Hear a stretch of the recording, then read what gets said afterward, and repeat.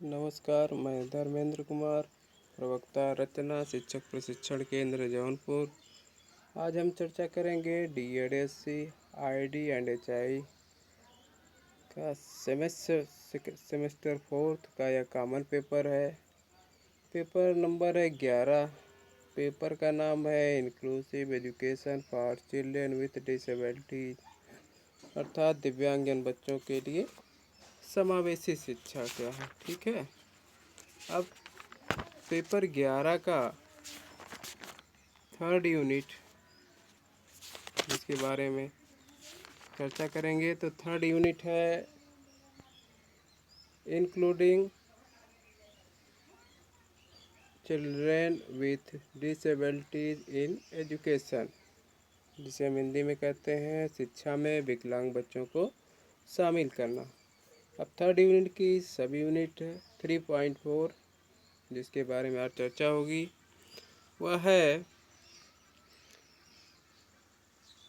Continuous and comprehensive evolution in disabilities, अर्थात विकलांगों में सतत एवं व्यापक मूल्यांकन क्या है, इसके बारे में चर्चा होगी। ठीक है,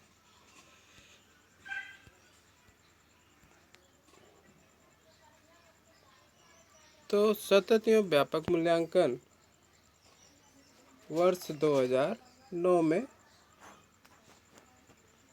शिक्षा अधिकार अधिनियम के तहत अनिवार्य मूल्यांकन प्रक्रिया है। मूल्यांकन का यह दृष्टिकोण भारत में 6ठी से 10वीं कक्षा, किस क्लास में, 6ठी से 10वीं कक्षा और कुछ विशेष विद्यालयों तथा 12वीं के छात्रों के लिए राज्य सरकारों के साथ साथ केंद्रीय माध्यमिक शिक्षा बोर्ड द्वारा पेश किया गया था। ठीक है, इसके अंतर्गत कितने वर्ष के, 6 से 14 वर्ष के सभी बच्चों का अधिकार है गुणवत्तापूर्ण शिक्षा प्राप्त करना है। कानून के सेक्शन 29 में स्पष्ट कहा गया है कि कक्षा 1 से 8 तक की कक्षाओं के लिए पाठ्यक्रम बनाते समय यह ध्यान रखा जाए कि पाठ्यक्रम बच्चों की सर्वांगीण विकास करने वाला हो। स्कूल और कक्षाओं में पढ़ने पढ़ाने के तरीके बच्चों की अंतर्निहित क्षमताओं को उभारे और उनमें अपना ज्ञान निर्माण स्वयं करने की क्षमता विकसित हो। बच्चों ने जो सीखा है उसका मूल्यांकन उसके पढ़ने के दौरान लगातार होता रहे और उन्हें परीक्षा का भय भी ना रहे। ठीक है, अर्थात सतत एवं व्यापक मूल्यांकन का अर्थ है, ठीक है, जो इसका कंसेप्ट है आज जिसके बारे में आज चर्चा हुई है, इसमें हम लोग क्या कहा गया है कि यह 2009 में कब किया गया शुरू, 2009 में शुरू किया गया था। और इसके अंतर्गत क्या है, इसके अंतर्गत 6ठी से 10वीं कक्षा और कुछ विशेष विद्यालयों में इसके लिए क्या किया गया था, पढ़ाने की बात की गई थी, इस मूल्यांकन को लागू करने की बात की गई थी। और इसके अंतर्गत 6 से 14 वर्ष के सभी बच्चों का अधिकार है कि वह गुणवत्तापूर्ण शिक्षा प्राप्त करें, है ना।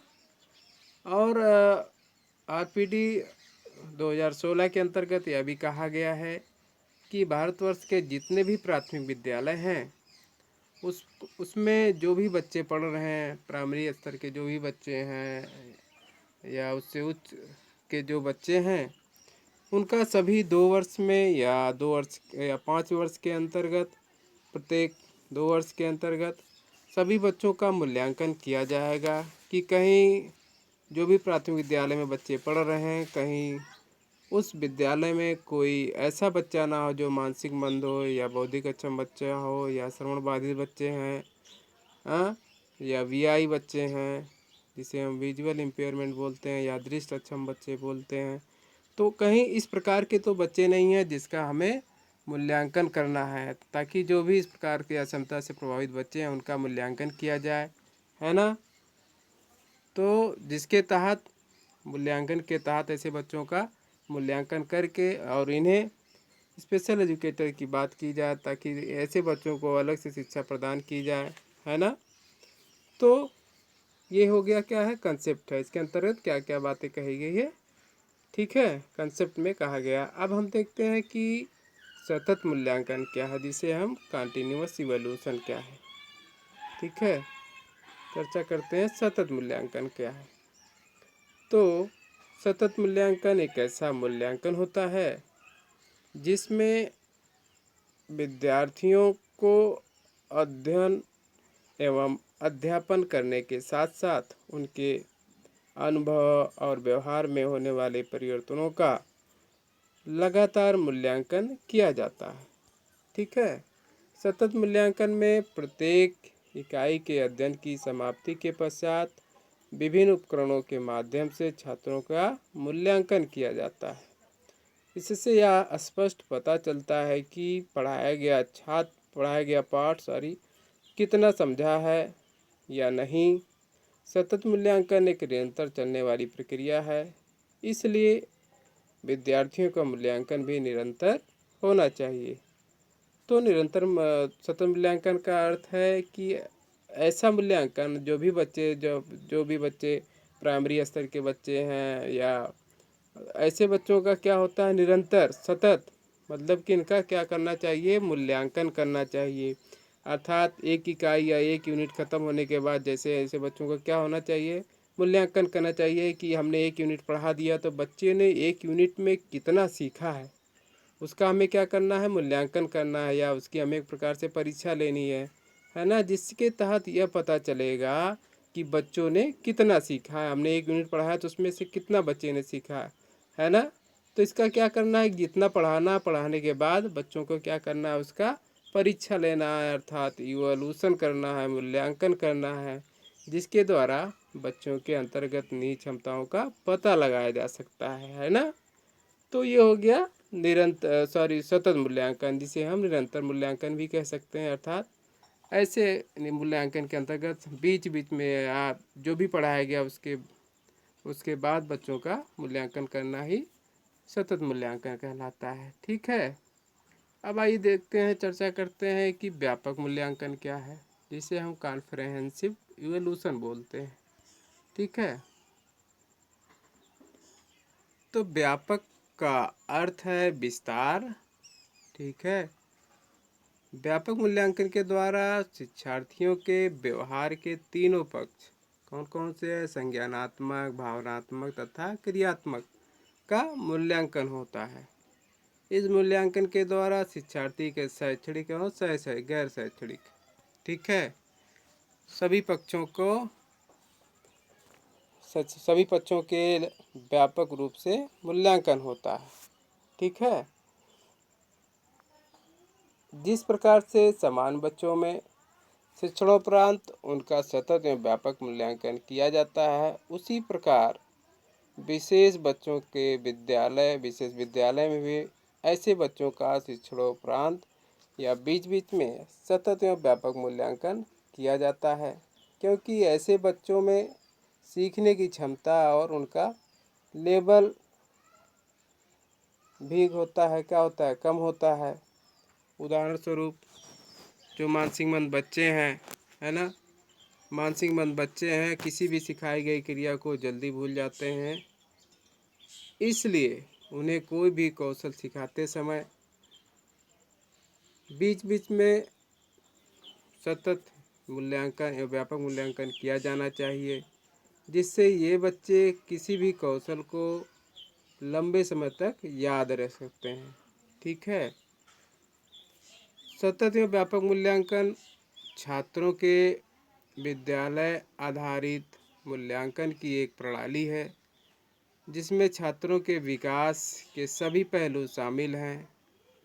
यह मूल्यांकन एक उन्नतशील प्रक्रिया है जो दोहरे उद्देश्य पर बल देती है। सतत एवं व्यापक मूल्यांकन का अर्थ है छात्रों के विकास की पहचान करके उसके प्रत्येक पहलुओं के मूल्यांकन पर जोर देना है। सतत शब्द से यहाँ अर्थ है कि निर्धारण की नियमितता, अधिगम के अंतरालों का निदान, सुधारात्मक उपायों का उपयोग, पुनः परीक्षा और मूल्यांकन व्यापक का अर्थ है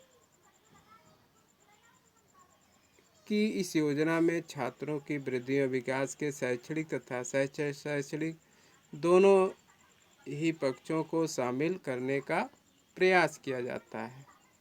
ठीक है।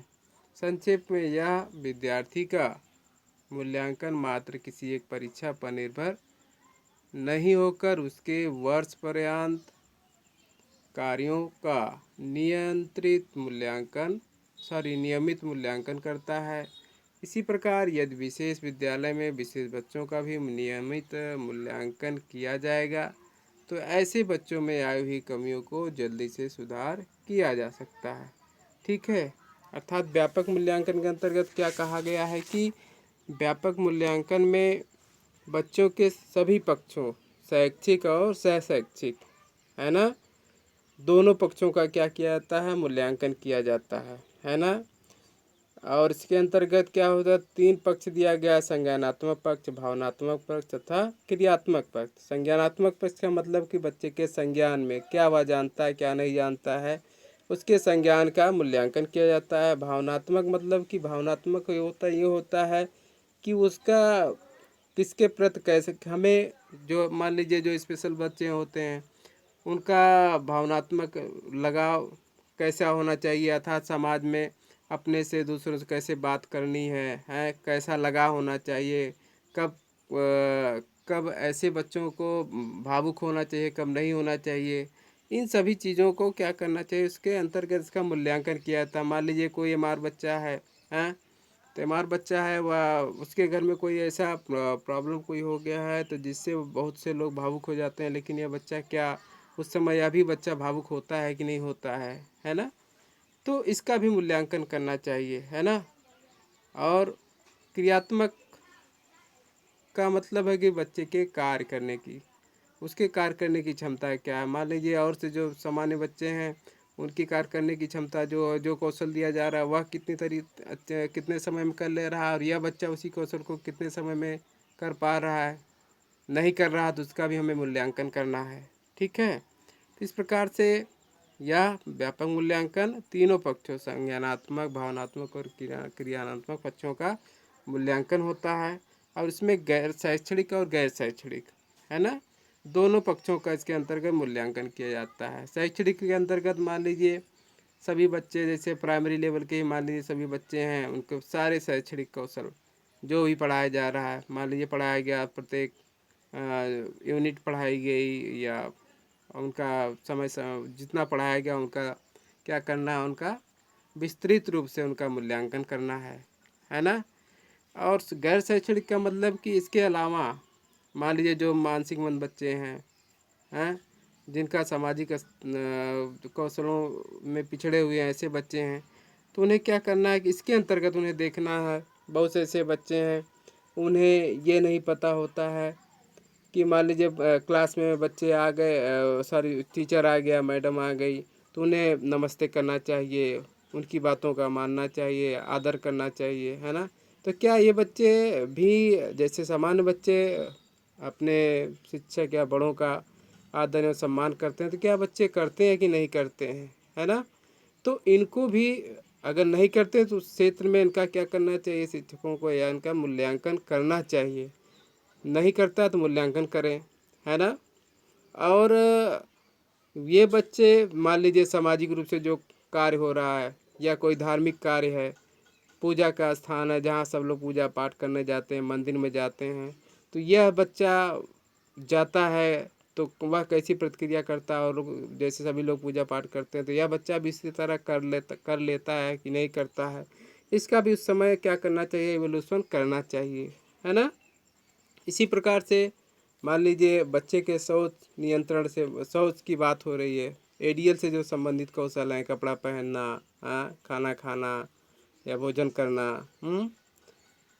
तो ये सारी चीज़ों का भी हमें क्या करना है, जो स्पेशल बच्चे हैं, जो मानसिक मंद बच्चे हैं, इनका भी हमें बीच बीच में इवोल्यूशन करना है, मूल्यांकन करना है, जिससे ये पता चल जाएगा कि ये बच्चों को और क्या ज़रूरत है और हमें क्या सिखाने की ज़रूरत है, कितना बच्चा सीखा और हमें क्या सिखाने की ज़रूरत है। यह कैसे पता चलेगा, जब उसका हम मूल्यांकन करेंगे। ठीक है, तो सतत और व्यापक मूल्यांकन के द्वारा ही ऐसे बच्चों को किसी भी कौशल को सही तरीके से सिखाया जाता है या उसमें आत्मनिर्भर बनाया जा सकता है, जिससे ये बच्चे समान बच्चों की तरह भी, है ना, किसी कौशल को सही तरीके से कर सकते हैं।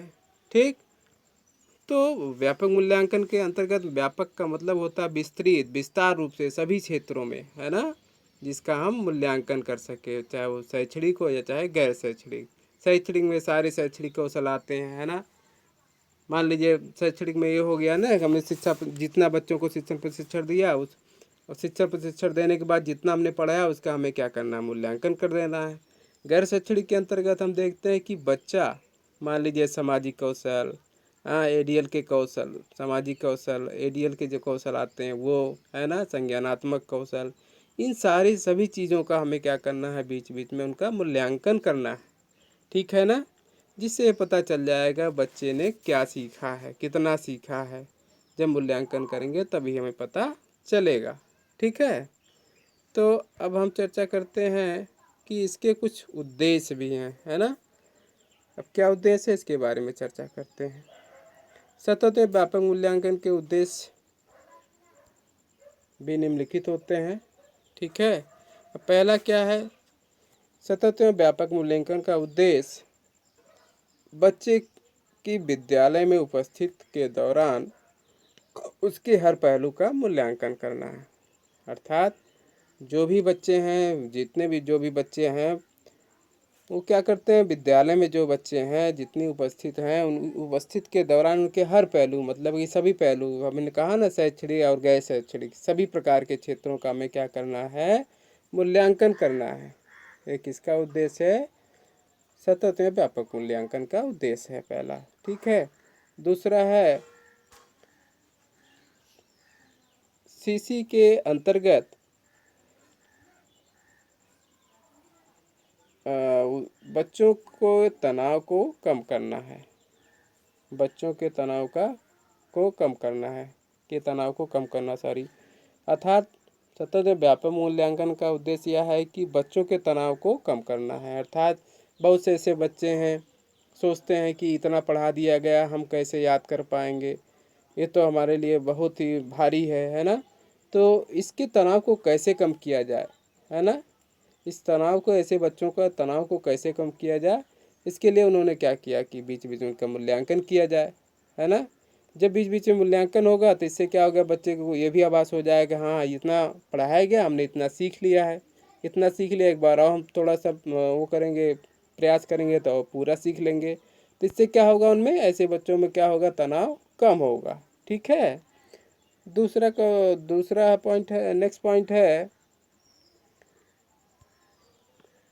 मूल्यांकन को व्यापक और नियमित बनाना। अर्थात जो भी मूल्यांकन बनाया गया है उसको व्यापक, विस्तार रूप से और नियमित बनाना, रेगुलर बनाना। अर्थात जो भी मूल्यांकन किया जाए विस्तृत तरीके से किया जाए और नियमित, मतलब कि रेगुलरिटी इसमें बनाई जाए।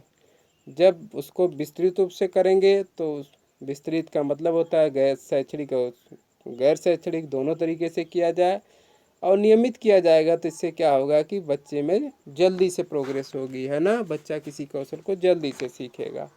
ठीक है, नेक्स्ट है रचनात्मक शिक्षण के लिए शिक्षक को स्थान प्रदान करना। ठीक है, नेक्स्ट है निदान और उपचार के साधन प्रदान करना। निदान और उपचार मतलब कि ऐसे बच्चों को कैसे, जो कौशल सीखना चाह रहे हैं, इनको कैसे उपचार किया जाए, इनकी कमियों को कैसे दूर किया जाए, उसके लिए क्या करता है, सतत व्यापक मूल्यांकन के लिए साधन प्रदान करता है। ठीक है, शिक्षण और अधिगम प्रक्रिया को एक शिक्षार्थी केंद्रित गतिविधि बनाना। ठीक है, नेक्स्ट है आत्म मूल्यांकन के लिए शिक्षार्थियों को अवसर प्रदान करना। अर्थात आत्म मूल्यांकन का मतलब होता है स्वयं का मूल्यांकन। इसके लिए शिक्षार्थियों को क्या करता है, अवसर प्रदान करता है। अर्थात इसके द्वारा क्या करते हैं, बच्चे सोचते हैं कि हमने कितना सीखा है ना, हमने कितना, जितना पढ़ाया गया है क्लास में उसको हमने कितना सीखा है। इसके लिए इसके अंतर्गत क्या करता है, इस इवोल्यूशन के अंतर्गत क्या होता है, ऐसे बच्चों को अवसर प्रदान होता है कि हमने कितना सीखा है। ठीक। नेक्स्ट है निदान और उपचार के माध्यम से छात्र की उपलब्धि में सुधार के लिए मूल्यांकन प्रक्रिया का उपयोग करना। ठीक है। अर्थात इसके द्वारा क्या करता है, निदान उपचार के लिए माध्यम से छात्रों के सुधार किया जाता है। ठीक है। इस प्रक्रिया का सुधार के लिए इस प्रक्रिया का अर्थात इसी का उपयोग किया जाता है। ठीक है। तो आज हम लोगों ने आप लोग को क्या चर्चा किए हैं, क्या पढ़ाया गया है कि सतत व्यापक मूल्यांकन क्या है। ठीक है। सतत मूल्यांकन के अंतर्गत हम क्या चीज़ को देखते हैं और व्यापक मूल्यांकन के अंतर्गत क्या देखते हैं। विकलांगों में सतत व्यापक मूल्यांकन का हमने कंसेप्ट भी पहले पढ़ाया किया, कब लागू किया गया है, इसके अंतर्गत क्या क्या नियम बनाए गए अर्थात इसके अंतर्गत क्या बताया गया है ना, इसके बारे में चर्चा हो चुकी है। और सतत व्यापक मूल्यांकन के उद्देश्य क्या हैं इसके बारे में चर्चा हो चुकी है। तो आप लोग इस टॉपिक को 2 से 3 बार अच्छी तरह से पढ़ लें, जिससे जो भी क्वेश्चन किया जा रहा है उसका आंसर आप सही तरीके से दे सकेंगे। ठीक है। तो आप लोग को मैं एक क्वेश्चन दे रहा हूँ जिसका आंसर आप हमें असाइनमेंट के तहत लिख कर जिस ग्रुप में वीडियो भेजा जा रहा है उस ग्रुप में वीडियो को भेज सकते हैं, जिससे आप लोग का मूल्यांकन किया जा सके। तो पहला क्वेश्चन है, विकलांगों में सतत एवं व्यापक मूल्यांकन का क्या है, विकलांगों में सतत एवं व्यापक मूल्यांकन क्या है तथा इसके उद्देश्य क्या है, चर्चा कीजिए। ठीक है। तो आज का टॉपिक यहीं समाप्त होता है। नेक्स्ट हम फिर नए टॉपिक के साथ फिर मिलेंगे, तब तक के लिए धन्यवाद।